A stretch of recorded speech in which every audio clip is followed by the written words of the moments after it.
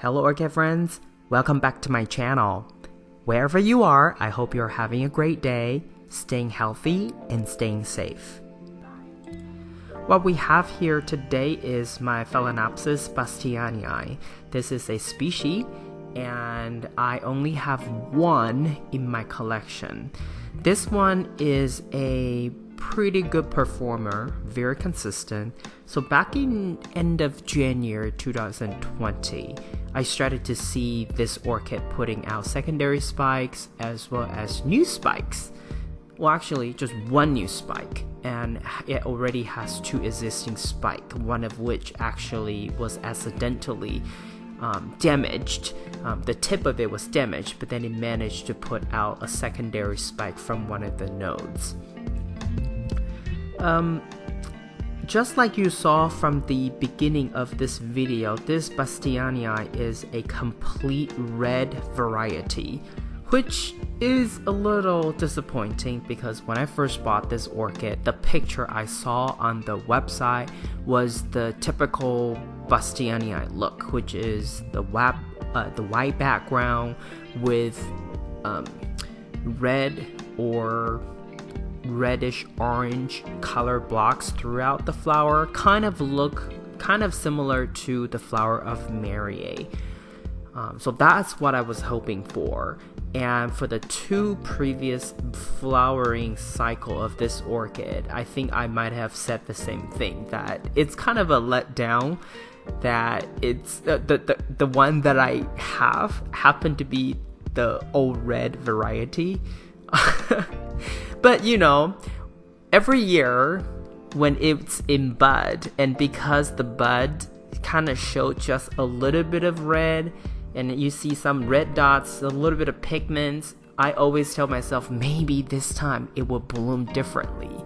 But that was just my wishful thinking, because every single time when it blooms, it's just complete red, pure red, nothing else. But if you do look closely, if you put lights behind the flower, you do actually see some recessive marking, and you can kind of see similar like red round markings, kind of like Luda Manana. So that's kind of interesting, but it's completely recessive because it just doesn't show. And I have also done some research online. Based on some of the research, some of the stories I read online, and these are all in Chinese, but one of them was saying that because it has some recessive round marking in the background, in the early days, people somehow mistaken this one to be a variety of Luda Maniana, which is another species orchid. And then there is also another article talking about how people can't always tell the difference between Mariae and Bastianii, which I'll talk a little bit about that later in this video. But back to this orchid, as you can see, this orchid bloomed, from 3 flower spikes, and I can't remember exactly how many flowers. You can probably do a quick count from what you see here, but you know, probably like around 10 flowers. It's quite festive, and to be honest with you, when this orchid was in bloom, even though it was early spring, April, May-ish, it was reminding me of, guess what? Christmas, because it's red flower plus really lush green leaves. So it reminds me of poinsettia. And but it was just in the middle of spring, so it was quite interesting and quite strange. Yeah, I don't care for the whole red color, even though the flower is very substantial. Like, it's not flimsy, it's actually quite thick and waxy too, because some of the pictures you can see that the flowers are so waxy that it could actually reflect some of the light that I have from that I'm providing to these orchids. Another kind of disadvantage is this orchid doesn't smell anything at all. There's no fragrance whatsoever. So I will only say that it's vigorous. It's a really sturdy, vigorous orchid. So I think that kind of makes up for the fact that it doesn't have the right kind of color that I was hoping for, and it does not have any fragrance. But like I said, it's a very reliable, consistent performer / bloomer. Every year it will put out one new spike, and it would keep its older spikes. So the 3 spikes that you see total are from different years, and it just kept blooming from all these spikes. So I really think it's very, very sturdy and very vigorous.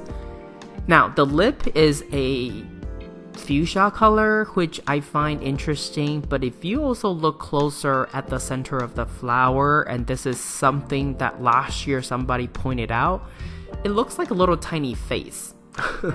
I don't know if you can see that, but last year, after somebody pointed out, I was on the fence about even mentioning this, because I know some people get weirded out about seeing a face from a flower, but use your imagination if you can, and if you are troubled by that, just don't look at it.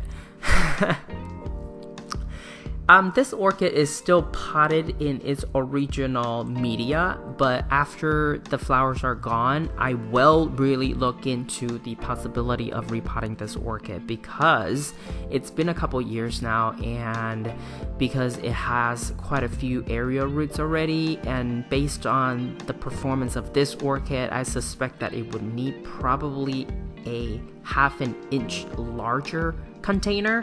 So that's one thing I will look into to do for this orchid. And coming up, I will give you this bonus footage, and this is a side-by-side comparison of my Mariae and Bastianii. And you may see a question mark after the name Mariae, because even though the label that came with this orchid from an online orchid nursery says this is a Mariae, but I've always have my doubts whether this is really just a cross between Bastianii, Mariae, or really just a Bastianii. Because the real reason is, or the real reason why I think it's not true Mariae, is the flowers are so flat.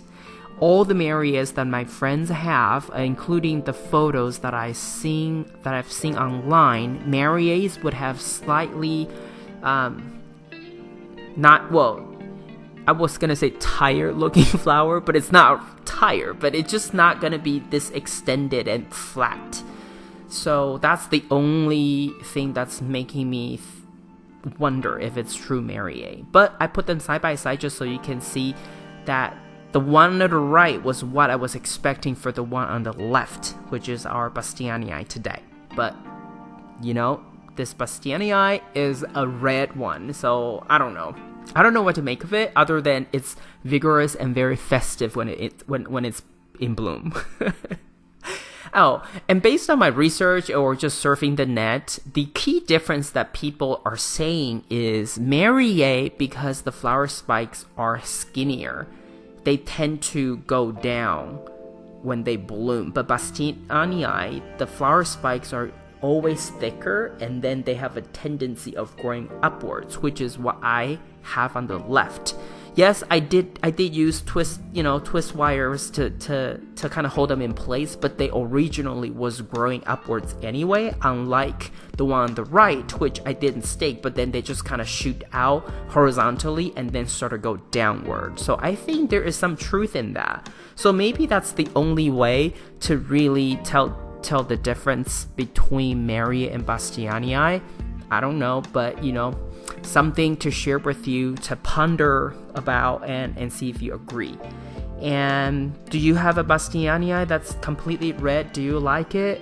And do you have Mariae that's as flat as mine? Let me know in the comment below. This is all I have for you today. If you like this video, please give it a thumbs up. And if you would like to get more orchid related videos from my channel, please subscribe and turn on the notification.